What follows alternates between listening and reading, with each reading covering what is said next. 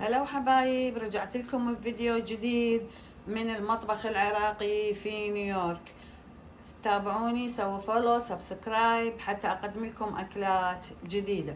اليوم راح نسوي الكباب البطاوة، عبارة عن هاي تقريبا 1 باوند، يعني نص غنم ونص بيف.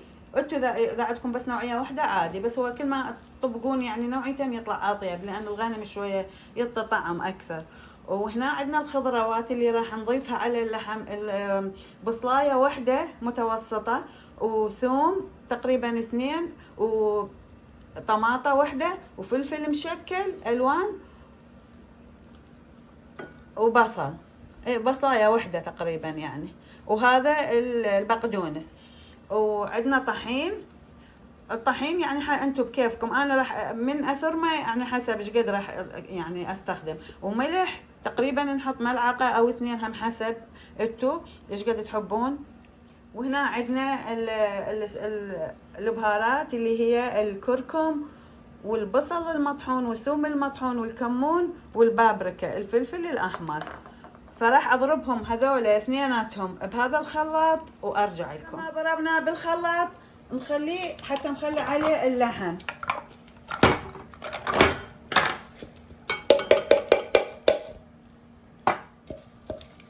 نضيف اللحم فوق الخلطة، ونضيف البيضة،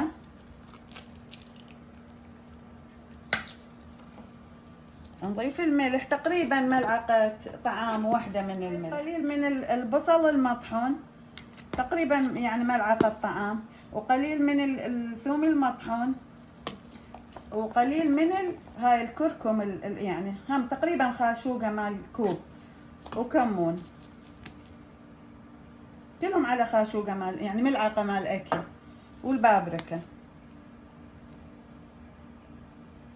وهسه نضيف الطحين تقريبا 4 ملاعق طحين،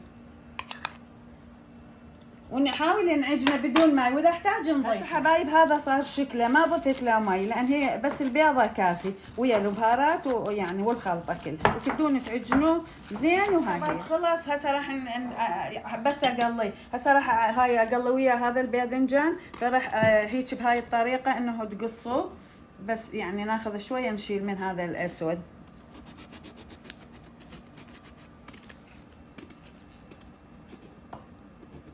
حبايب بهذا السمك تقصون الباذنجان وتخلوه، وراح نقعه بمي وملح ونتركه على مود ما يشرب الدهن.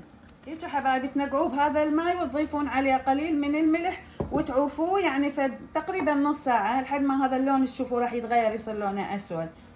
هسه حبايب نبدي نقليه شوي، نخلي الدهن يصير يعني تقريبا شوية حار مو كلش، ونحط مي حتى تبللون ايدكم وتبدون تاخذون قليل وتبدون تقلوا. نكمل الطاوة حبايب وارجع لكم.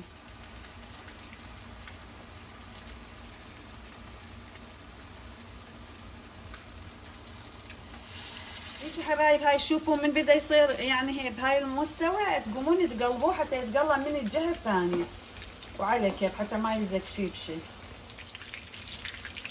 نبدي نطلعه ونحاول نخليه على يعني البيبر تاول على مود يمص الدهن.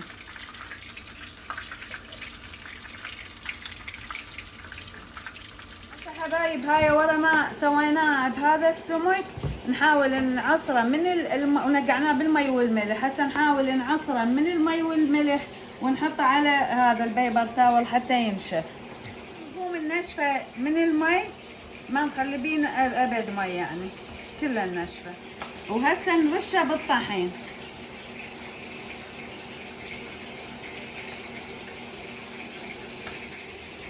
ورا ما خلينا له الطحين هسه نقوم نرشه ناخذ ملعقة مال النشا وجربوه ويا النشا، يعني هاي كلش طريقة جديدة بس كلش يطلع حلو. وهما ترشوه يعني رش ترشوه للنشا.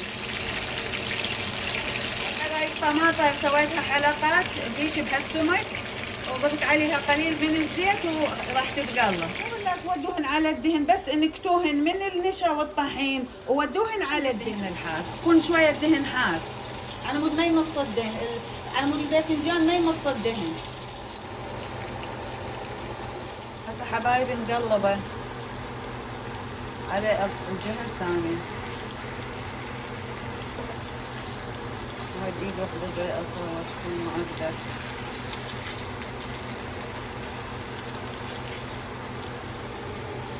شوية آخذ رشاد من الحديقة ويا الكباب طيب. ما شاء الله حلو منظره.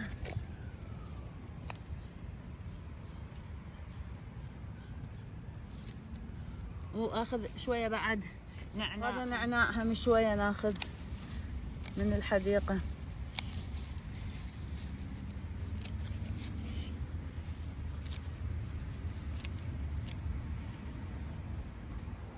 هذا حبايبنا غدانا لليوم خلاص، الكباب العراقي ويا الباذنجان والطماطم المقليه، وهذا طرشي، وهاي شويه خضروات من الحديقه واللبن والخبز هذا العربي. وشكرا على المتابعه، تابعوني، سووا لي فولو سبسكرايب من المطبخ العراقي في نيويورك. احبكم.